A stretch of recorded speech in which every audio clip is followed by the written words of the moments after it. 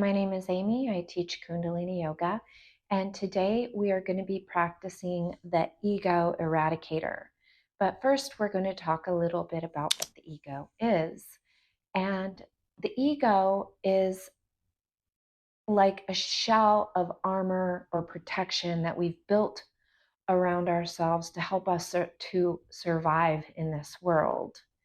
But if we live trapped in it, we lose connection to our true self, to who we really are, and to who we were meant to be in this world and show up as in this world. The ego operates out of fear and out of control, and it often thinks that it's doing you a favor, but this is where a lot of our problems come from, a lot of our unhealthy coping mechanisms, addictions, false identities, and struggle comes from the ego because it wants to be in a familiar environment. Change threatens the ego. It wants to survive. It wants to think that it knows best and that it's in control of your life. The problem with the ego is that, yes, it does want to protect us from danger. And in the past, it may have helped us survive some really challenging situations. But now, as we find ourselves on a path to healing, on a path to recovery, just wanting to better ourselves and become the best versions of ourselves, we have to reshape the relationship that we have with our ego and disengage with it so we can connect with the essence of our truth, of who we really are and what we really are here to do. And what we really are here to do in this world is to live, be human, have experiences, and to not have to live in fear, anxiety, and frustration, and anger, and worry, and all these things. So, we have practices in Kundalini Yoga like Ego Eradicator to help us shed the layers of the false self that we've created. Now we want to live from our true identity, from our soul energy. So the ego often wants to compare. It wants to feel like it's better than others. And it also feels like it needs validation. And what we are doing in the purpose of Kundalini Yoga is to get out of those types of ways of thinking and living and start to connect with our joy and our happiness and our inner peace. So this is why we do Kundalini Yoga and things like Ego Eradicator. But we also have to remember we can do all the yoga, all the breath work, all the meditation, all the Ego Eradicator in the world.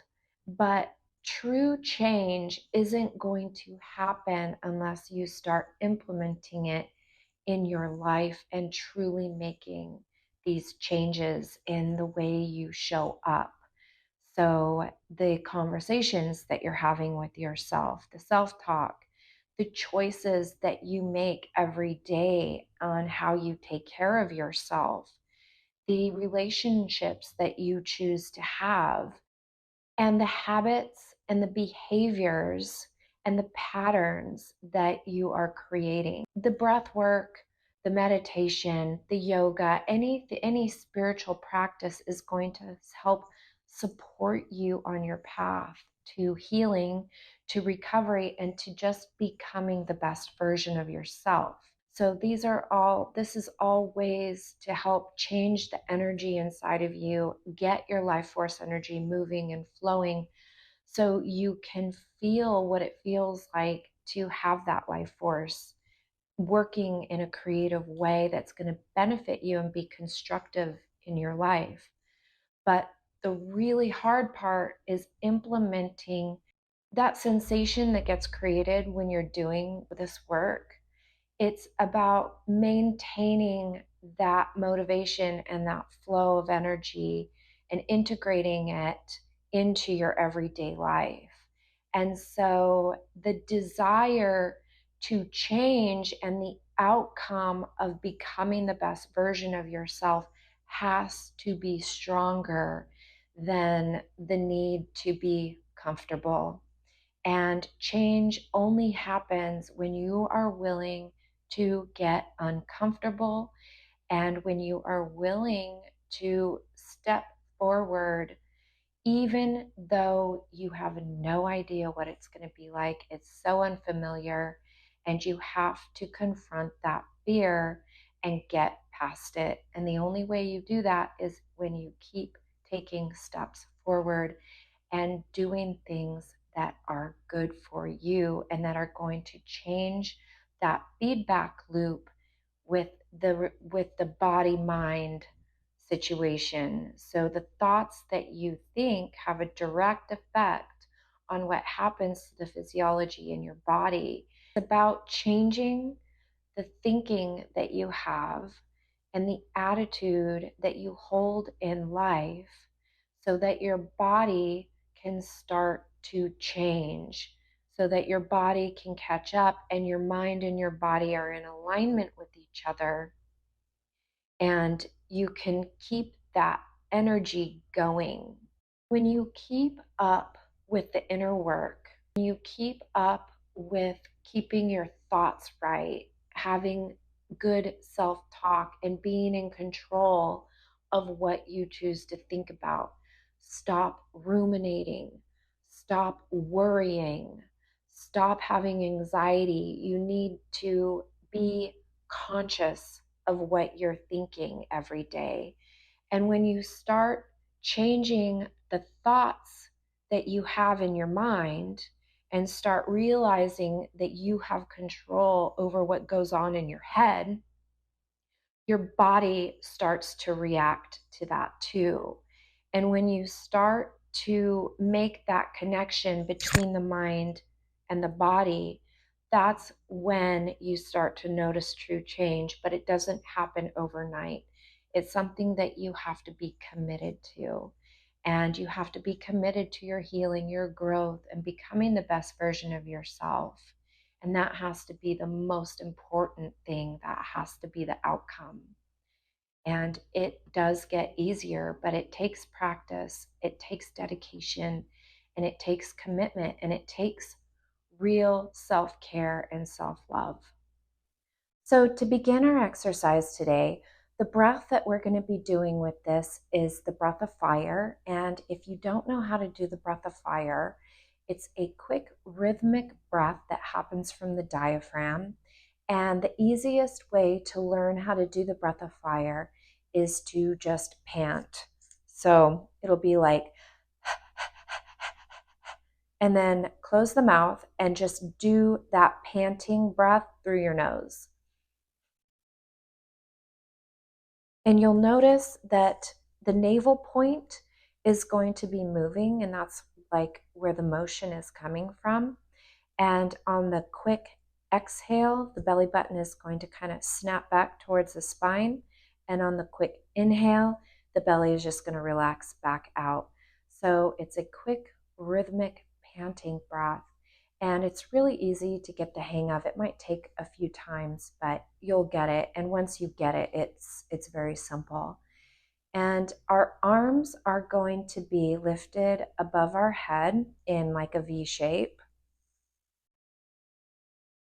And our fingers are going to be curled into the palms. So the pads of the fingertips are going to be pressed into like the pads of the palm. So it's not a fist.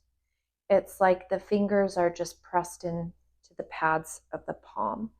The thumbs are going to be up, like kind of facing up, but kind of pointed towards each other. And the arms are going to be in a V. And your spine is straight, your chin is slightly down and tucked back so that your neck is in alignment with the spine. And here we're going to begin the breath of fire, and we'll be here for 3 minutes. Your eyes are going to be closed and focused on the brow point. Let's begin.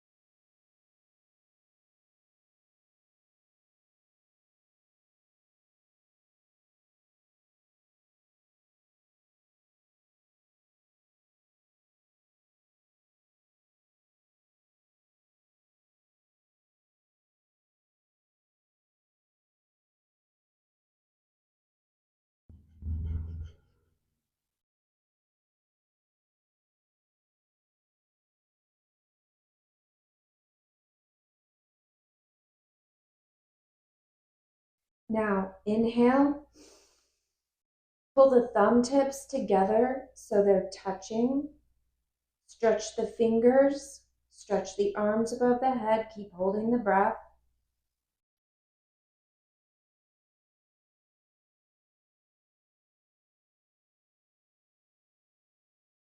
Exhale. Relax. So that was our exercise for the day. And we're just going to close out with one long Satnam. Truth is my identity. And bring your hands into prayer pose at your hearts. And inhale deeply. Exhale.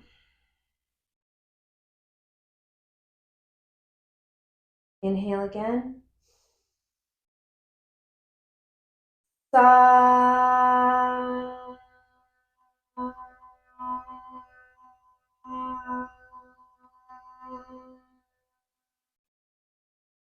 Nam. And thank you. Have a beautiful day and see you in the next video. If you liked this content and you got something from it, please like and subscribe. Have a great day.